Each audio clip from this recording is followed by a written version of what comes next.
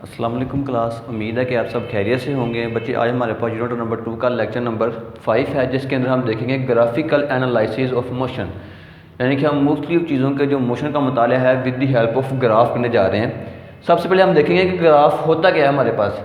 A pictorial way of presenting information about the relation between various quantity, कहते हैं मुख्तलिफ मकदारों के दरमियान तल्लुक़ को ज़ाहिर करने का जो तस्वीरी तरीका है, जो तस्वीर का इजहार है, उससे हम क्या कहते हैं, ग्राफ कहते हैं। उसके पीछे आता है हमारे पास वेरिएबल्स के। वेरिएबल्स क्या होते हैं? कहता है the quantity between which a graph is plotted are called variables. वो कहता है वो मकदारें जिनके दरमियान हम ग्राफ ड्रा करते हैं, ग्राफ बनाते हैं, उन्हें हम क्या कहते हैं, वेरिएबल्स कहते हैं। या सामने देखिए मैंने डिस्टेंस टाइम ग्राफ ड्रा किया है। अभी देखिए मैंने डिस्टेंस और टाइम के दरमियान ग्राफ ड्रा किया है, तो डिस्टेंस और टाइम मेरे पास क्या है, वेरिएबल्स हैं। उसके बाद हमारे पास बच्चे ग्राफ के अंदर हमारे पास दो मकदारें होती हैं।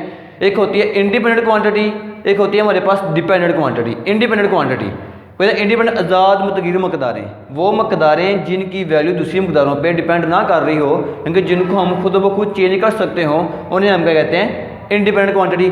जैसे देखिए अक्सर हम मैथ में रिलेशन यूज़ करते हैं y = x + 1।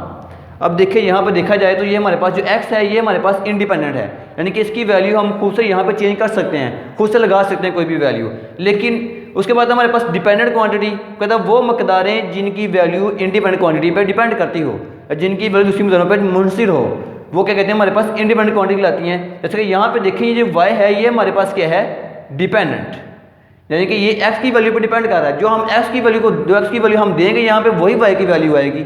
जैसे हमारे पास ये दो तरह की क्वांटिटी होगी। अब देखिए हमारे पास नेक्स्ट जो ग्राफ है जो हमने ड्रा किए हैं, वो हमारे पास पहला फर्स्ट ग्राफ क्या है, हमारे पास डिस्टेंस टाइम ग्राफ। अब देखिए इसमें यहाँ पे दो मकदारें हैं, दो वेरिएबल्स हैं हमारे पास। फर्स्ट है डिस्टेंस, डिस्टेंस होता है हमारे पास डिपेंडेंट। दूसरा है हमारे पास टाइम, वो होता है इंडिपेंडेंट। अब देखें जो इंडिपेंडेंट क्वांटिटी है इसको हम लेते हैं अलोंग x एक्सिस, और जो हमारे पास डिपेंडेंट है इसको हम लेते हैं along y axis. First graph है हमारे पास व्हेन ऑब्जेक्ट एट रेस्ट, यानी कि ऑब्जेक्ट क्या है, हमारे पास रेस्ट की हालत में है। हमने क्या किया, डिस्टेंस और टाइम को, टाइम जो है वो x एक्सिस के अलोंग ले लिया और डिस्टेंस जो है वो हमने y एक्सिस के अलोंग ले लिया है। अब देखें पहले जिस हमारे पास मूव कर रहा था, जब मूव करके गया उसने जो फासला तय किया वो हमारे पास 10 मीटर था। अब 10 मीटर फासला तय करने के बाद ऑब्जेक्ट रुक गया, स्टॉप हो गया, रेस्ट की हालत में आ गया। जब रेस्ट की हालत में आ गया बच्चे देखिए उसके लिए डिस्टेंस जो है वो रुक गया है। अब उसका डिस्टेंस वो आगे मूव नहीं कर रहा, डिस्टेंस का खत्म हो गया है, लेकिन उसके लिए टाइम नहीं रुक रहा, टाइम की हालत चेंज हो रहा है। यानी कि हमारे पास जब ऑब्जेक्ट रेस्ट की हालत में होगा तो ग्राफ हमारे पास एक ऐसी स्ट्रेट लाइन आएगी जो कि टाइम एक्सिस के या फिर x एक्सिस के क्या होगी, पैरेलल होगी। बच्चे वो तमाम चीज़ें पहले तो जिनके दरमियान बनने वाला एंगल क्या हो, हमारे पास 0 डिग्री हो। उसके बाद है हमारे पास object moving with constant speed, कि ऑब्जेक्ट क्या कर रहा है, हमारे पास कांस्टेंट स्पीड से मूव कर रहा है। अब कांस्टेंट का मतलब क्या है, अगर कोई जिस्म जो है कांस्टेंट स्पीड से मूव कर रहा होगा तो वक्त के मसावी वक्फों में उसका तय करदा फासला जो है वो क्या होना चाहिए, हमारे पास इक्वल होना चाहिए। जैसे कि यहाँ पे देखिए मैंने डिस्टेंस और टाइम के दरमियान ग्राफ ड्रा किया है। अगर मैं कहूँ पहले 5 सेकंड के अंदर मेरे पास का तय करदा फासला था वो 10 मीटर था, अगर नेक्स्ट 5 सेकंड तो उसका दौरा फासला देखिए कितना आ गया, 10 मीटर ही आ रहा है। लेकिन अगर नेक्स्ट 5 सेकंड जो फासला है वो भी कितना है, हमारे पास 10 मीटर ही है।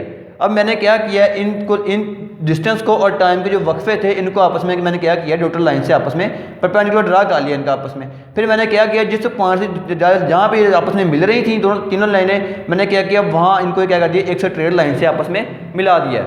तो ये जो ग्राफ है ये हमें क्या ज़ाहिर कर रहा है कि स्पीड क्या है हमारे पास ऑब्जेक्ट की, कांस्टेंट। अब अगर स्पीड हमने फाइंड करनी हो तो हम क्या करेंगे, जो स्ट्रेट लाइन हमने ड्रा की है इसकी हम स्लो फाइंड कर लेंगे।